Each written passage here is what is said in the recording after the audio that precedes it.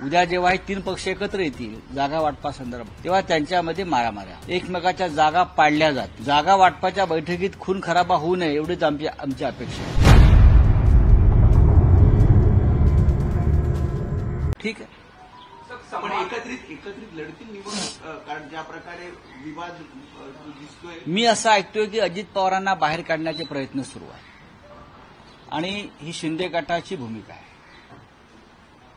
नाहीतर ह्यांच्या वाट्याला जागा कमी येत आहेत. ही माझं आकलन आणि आम्हाला मिळालेली माहिती आहे की तीन जे पक्ष आहेत त्यांच्यामध्ये एकवाक्यता नाही. महायुती हा शब्द गोंडस आहे. महायुती ती युती नसून संघर्ष रोज त्यांच्या मारामाऱ्या दिसत नाहीत पण चालू आहे. एक मंत्री आपल्या सहकारी पक्षाच्या नेत्याला मारण्याची भाषा करतो, थोबाड फोडण्याची भाषा करतो. म्हणजे प्रकरण किती टोकाला गेलेलं आहे आपण पाहू शकता.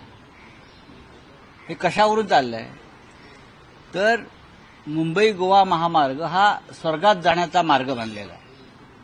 मुंबईतले अनेक रस्ते, कोकणातले रस्ते, मुंबई नाशिक रस्ता आपण जाऊन पहा. म्हणजे ठेकेदारांकडून कशी लूट सुरू आहे या महाराष्ट्रात. पीडब्ल्यूडी, सार्वजनिक बांधकाम खातं, नगरविकास खातं या शिंदे गटाच्या एटीएम मशीन बनलेल्या आहेत. त्याच्यामुळे कामं होत नाहीत. सरकार हे फक्त पैशाच्या मागे लागलं आहे. अनेक खड्ड्यांवरती अपघात होऊन लोक मरण पावलेली आहेत.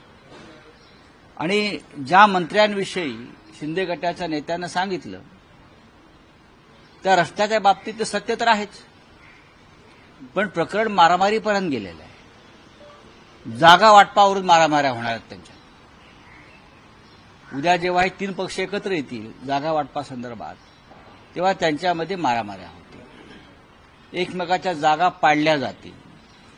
जागा वाटपाच्या बैठकीत खून खराबा होऊ नये एवढीच आमची अपेक्षा आहे. जिशान सिद्दीकी आणि नवाब मलिक काल अजित पवारांसोबत दिसले. जिशान सिद्दीकीवर अजूनही काँग्रेस कारवाई करत नाही, फक्त कारवाई केली जाईल.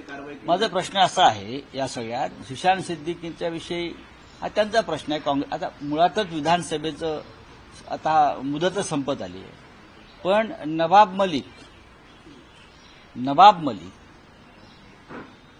ह्यांच्याविषयी म्हणत ते त्यांच्यावर मुळात कारवाई सुडानच केली होती जशी आमच्यावर केली.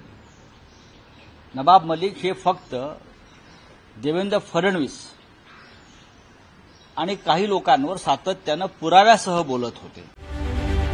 रत्नागिरी 24 न्यूज चॅनलला आताच सबस्क्राईब करा आणि शेअर करायला विसरू नका.